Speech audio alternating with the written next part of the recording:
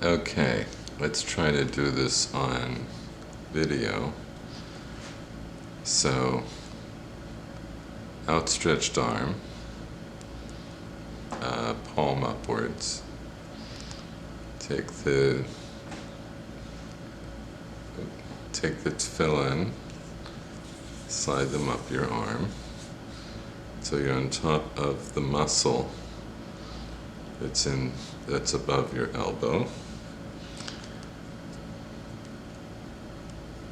Put your arm down to hold that in place. And now, with the loop out, take the strap and pull the strap while you're pushing the loop against your arm. And you're going to push it till it feels pretty tight. I'm pushing it till it almost pinches my arm. You don't have to cut off your circulation, but make it pretty tight. And then at that point, you have to take the strap where the natural direction of the strap will be the bottom side up.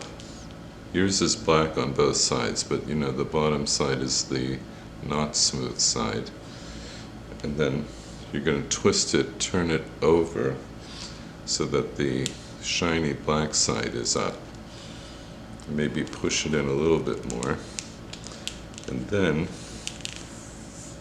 you start your wraps. And my minhag is just to do one wrap up here and then go into the rest of the wraps. These should be not too tight and not too loose. Chances are that when you first start doing this, you might make them a little bit too loose, and either immediately or over time, they'll start to fall down, in which case, if this part here is held taut the way you see it now, even if these fall off during davening or whatnot, you can always undo the wraps around your fingers, which I'll show you in a second, and just redo everything up to here. Okay, but since we're here, this is the wraps around your fingers. So I did 7 wraps, meaning when I'm looking from on top, I count 1, 2, 3, 4, 5, 6, 7. And then I wrap it around my hand. Now, of course, at this point, normally what I would do is just wrap it a few times, put on the shell roche, and then come back. So let's pretend now that we're coming back. And I put the first wrap here between the pinky finger and the finger next to it. Turn your hand over, and then put the wrap between your first finger and your index finger.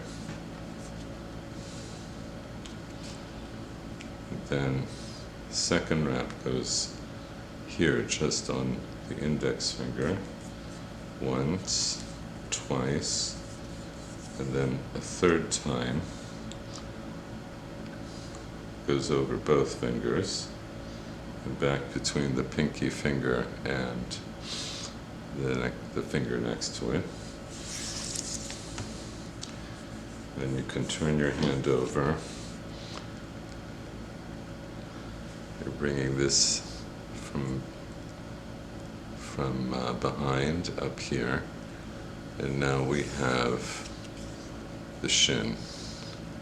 So we have a shin and something like a dalet here with this part of the shin and the yud.